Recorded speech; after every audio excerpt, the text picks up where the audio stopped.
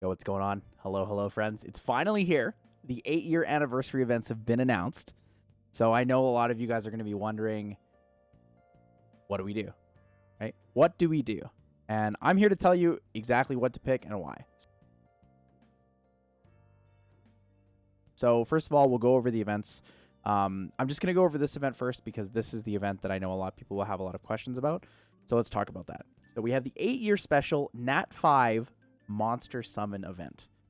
So a couple things I'm going to go over, basically what I would suggest to take unit wise in a certain order based on what you have or what you don't have, based on what kind of content you want to work on, whether that's RTA, Siege, Guild Wars, etc.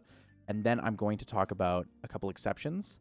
But firstly, I want to explain the way the event works because I think a lot of people will get confused over certain things. Let's go over it first. Greetings from Com2Us. We will be holding a NAT5 Monster Summon event to celebrate the Summoner's War 8th anniversary. Summon up to 8 NAT5 monsters at the event page based on the 8-year coins you've collected. Now, I'm going to stop you right here. You do not get 8 NAT5s. I know you're thinking it. You do not get 8 NAT5s. Okay? This event will end at the end of May, and rewards will be available until June 1st in the following morning, so a day later. So, basically, this is how you get coins. You check in, use energy, do arena, blah, blah, blah. The usual stuff. All right. What I want to talk about is the actual event. So specifically in the event, it says you can summon up to 8 random NAT5 monsters of fire, water, wind attribute, according to the 8-year coins you collected in total. So first of all, this is really nice because it's collected instead of having to spend our coins to summon. So it says as well, you can summon one of the summoned monsters to acquire. So essentially the way this works is it's an 8-way blessing.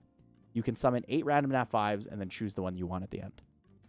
So, monster summoned from the event page will not be summoned again, so you can't summon multiple of the same unit inside of these 8 random NAT5s. You cannot change to another monster after acquiring one, so please choose carefully. And new monsters added after the version 6.5.9 update can also be summoned, which will include the Shadowcasters. So basically, if we collect 40,000 coins, you'll be able to summon all 8 NAT5s, and then you can choose the one you want to keep. Keep in mind, you can get dupes from this, so it's not as overpowered as people think. Hopefully you guys won't be like me and probably get 8 dupes, but we'll talk about what things are good. And then the second part of this event, summon fire, water, wind, NAT4 monsters. Now this one's a little bit different because it says you can select one attribute among fire, water, and wind to summon a NAT4 monster whenever you acquire 500 8-year coins. So essentially in this one, you basically pick the element and then you're most likely to get the NAT4 you're looking for. So now that we've looked through the event, let's take a look at what I suggest here. All right, so here we are in the monster collection. Let's go over the units that I think are worth taking and why you would take them for different things. So first of all, let's talk about RTA units first. I know a lot of people are really into RTA. A lot of people are looking for that one unit that's really going to push them over the edge. Let's talk about things that are really good in the meta right now and things that could be good in the future and are potentially worth taking should you already have the other units. So for fire units, for NAT5s, I think the most meta units you're going to see out there, you're most likely going to see units like, actually, let me just scroll to the bottom because they're already awakened. Karnal's a good one. Karnal, although he's not super overpowered in the meta right now, is a very good pick. He's very good into a lot of teams. He's very good as a counter pick. The HP lead makes him extra strong. His base stats are amazing. His skills are great. He's got a great kit. Slow debuff, stuns, attack bar reduction, provoke, attack bar gain as well for his skill too. So Karnal's definitely a top tier pick for this. I think that another unit that's worth mention is Jogun. A lot of people think that Jogun is really out of meta. A lot of people think that Jogun was pretty useless after they nerfed him so hard. But honestly, right now, Jogun is really strong. He's very, very effective because Seal Scroll is really good, the Scroll Trap. And his skill 3 with the attack buff is very good into a lot of different teams. It gives you the damage output you're looking for, whether you're an additional damage-focused team or you're just mostly bruisers. Other units that are worth mention for RTA, I would say, I think Juno is also an incredibly good pick right now. Juno with additional damage on skill 1 is great. She's really good into Oliver. A lot of people are picking things like Juno Molly, as well as, Karnal Juno when there's too much wind on the field or too much AoE. I think that another valuable unit that you'll see, those are the main 3 that I would pick for RTA. I think other units are more honorable mentions, but I'm going to bring them up now because we're already here. I think Sekhmet's an honorable mention. Sekhmet really helps against all these really high speed lead, high base speed units because she herself is a high base speed unit. Keep in mind, Sekhmet's not going to answer all your problems. She is a unit that's good, but 15% is 15%. I think another unit that's fairly good right now is Nora. I think that Nora is pretty strong just because of the way the strip provoke works. I don't think that Nora is absolutely key, but she's definitely something that can be useful to you. John is another really good unit. We don't really have any fire bombers. Pepe Laugh Jojo. But John is incredibly good. 1-turn bomb, and then the cooldown reset on skill 2 plus the recycling is really, really good for him. And then I think the last unit I would say for RTA that's honestly a considerable mention for me that I don't know if a lot of people would necessarily agree with is I still think that Rika is an incredibly good unit in RTA. She's very consistent with the slow debuff and dots, and her base stats are incredibly good, and she has an accuracy awakening as well. So Rika's definitely one of those that I would consider picking up. I think our honorable mentions are always going to be maybe Douglas. I think Douglas is still good in low ranks. It's very hard for people to deal with. In higher ranks, less so. But honorable mentions would be things like... Honestly, John probably fits the honorable mentions more than like a standard thing. And then maybe even... Maybe, just maybe, I would consider... Well, no. I was gonna say maybe I'd consider Vanessa as an honorable mention just because she is still useful as a unit. But right now, the way people play the game, I don't think she's that great for RTA. So water units, top tier units, I definitely think are worth taking. First one, obviously, Water Ryu or More. More is an incredible unit right now in the meta. He's the key for Swift Vert comp. He's really good as a counter pick for a lot of things. And overall, even just outside of RTA, he has a ton of usage. He's got the passive that denies one hit and then gives attack bar. He's got AoE strip. Even with the nerf to his skill 2, I think he's still very valuable as well as being a speed lead. Other units that I think are really good for RTA, I think Abellio right now is an absolute must-have. This unit is incredibly good. I honestly don't see it being nerfed anytime soon. Its passive is broken OP because of the way they changed it to be self-cleanse plus 100% attack bar. I think Abellio is a no-brainer in the current meta. After that, I think it's Nana. And keep in mind, these are not in any particular order. It's just the units that I think are worthwhile. Nana is incredibly strong. Nana has a very unique revive mechanic that is used on herself as well. She's able to snowball and play defensively for your team. She has AoE 100% harmful effect rate defense break, and then multi-hit skill 1 for attack break. Unit is great. Speed awaken. Overall stats are absolutely phenomenal. Honorable mentions. I think Wusa's an honorable mention. Wusa's kind of a no-brainer. Fixed damage skill 2, 3-turn immunity, great base stats with the accuracy or with the speed awakening there. I think that another honorable mention, in my opinion, and not everyone will agree with me on this. Not everyone will agree with me on this, but I think that Annabelle is also a very good pickup.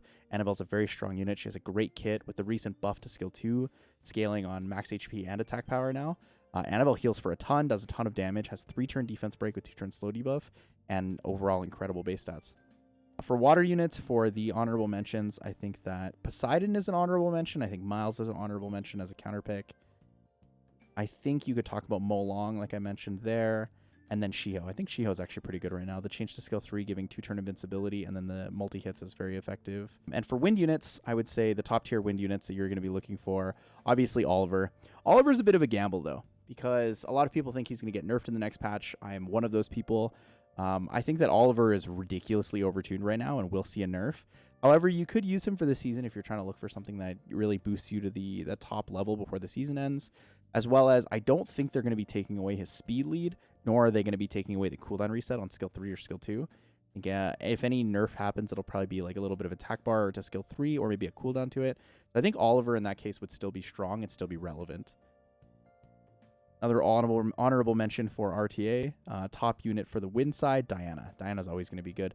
Diana's not actually really that strong in the meta right now for the I would say G1 plus G2 range. A lot of people are able to fight Diana fairly effectively, but in lower ranks, she's very difficult for people to fight. Diana is accentuated by the fact that some people have things like a ragdoll for extra turns or a lot of turn denial. But overall, Diana will probably remain a decent pick in RTA for a long time. Leo is an absolute must-have in the entire game, not just in RTA. This unit is the great rune equalizer. Someone has good runes, you just slam down a Leo. Struggling with lab stage, speed limit, just slam down a Leo. Guys at Savannah, slam down a Leo. Barbara, slam down a Leo. He's speed scaling, just slam down a Leo. You have a ragdoll, just pick Leo and Verd. Overall, Leo is just an incredible unit. His passive is probably the best, if not one of the top 3 best in the game. And I think that having this unit in your box is an absolute must-have, and there's no reason you should ever choose it. This unit is absolutely insane, and I would never tell anyone not to take Leo. For anything else in terms of RTA, top tier unit, obviously Chung Pong, being that skill 2 strip defense break, skill 3 resets, very strong. I don't think I need to explain to you why Chung Pong is so good. And then I'm trying to keep these lists short. I don't really want to pick too many units specifically, but I think that in the current meta, those are probably the units you're looking for the most. I think Charlotte's also an honorable mention. I know I talked about all 3 Oko girls, but Charlotte is very good. Consistent pushback, slow debuff, glancing. So those are all really top tier picks. So for honorable mentions for wind units, I would say Sierra, speed lead. Ganny and Hathor are always going to have decent strength. Gamayer's really good for base speed. I think Ethna right now is only good to deal with Chung Pong, but it's still decent unit overall. And Cigar. I think the M Bison is actually not a terrible pickup right now. Strip into cooldown reset. And the this is also a sets attack bar to 0, not a minus 100% pushback, which is actually stronger. Because if you've ticked over 100%, you know, people's Savannah pushback, it only pushes back like attack bar to 50%. That's because they've overfilled past the 100. So Cigar is a very good unit in there. So that's essentially my RTA picks. I would take one of those units if possible. If you don't have any of those units, or you already have all those units and you're wondering about other things, just let me know in the comments below what you're missing, and then what I think would be best for you. And I'll try my best to answer as best I can. But let's get into it. So we'll talk about my favorite content right now. Let's talk about Siege. So units I think are incredible for Siege. Let's talk about Siege defense right now, because Siege offense you can pretty much mostly use free-to-play units. I think Siege defense Nora is very flavor of the month. Fairly good unit, provokes, strips. In terms of defense, I think we're mostly seeing Nora. We don't really see any of these other Fire NAT5s on defense that often. And if we do in global server, they're not really that common. Some people use Juno in Europe server. For a while there, we were using Jogun with Nana Savannah. That's decent on defense, but not incredible at high ranks. But I do think we'll see a bit of Ken back in the soon with the change to skill 3.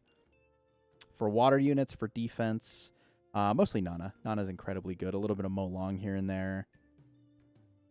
Probably also see some Wusa. I think those are all pretty good Siege defense units.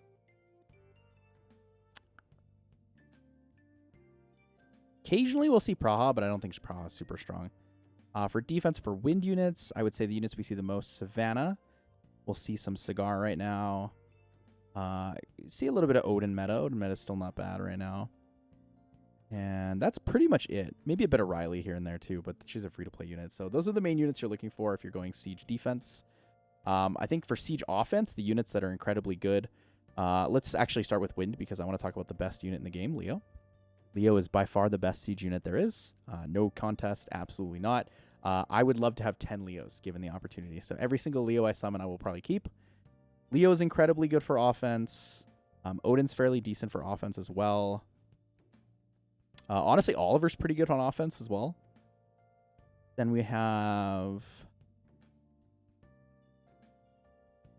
common strong offenses. Everything else is pretty much 4-star combinations of 4 stars. I don't think you really need anything else in Wind. Molong and Bulwark are both very good. Molong, Bulwark. Sorry, Tiana. Tiana was the other Wind unit I was missing.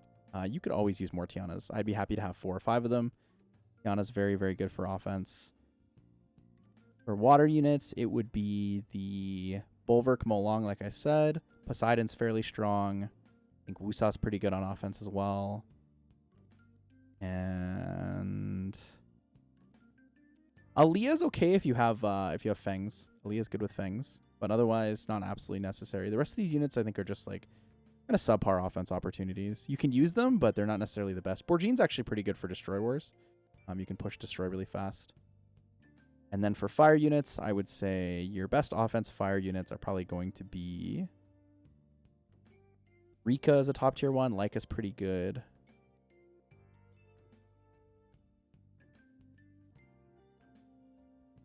Elena, Rika, and Belinus all kind of fit a similar role, and they all work. Tessarian as a free-to-play unit, so otherwise there's not really that much. I mean, to be honest, most of these units you don't really need for offense. Some of the defenses will overlap, like Nana. Nana's incredibly good on defense and offense, so I didn't really bother mentioning her on the offense side, just because if you're most likely looking for defense units more than offense units.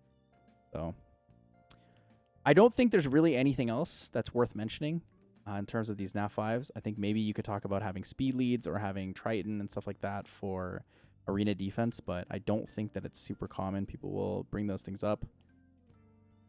Basically, if you're unsure after watching this video and you're not really sure, like, oh, what do I pick? These are the contents that I focus on, or these are the units I don't have, just leave a comment. I'll try my best to answer it. I should be able to give you a good idea of what you're looking for. But overall, those are going to be your best NAT5s to pick up for the event.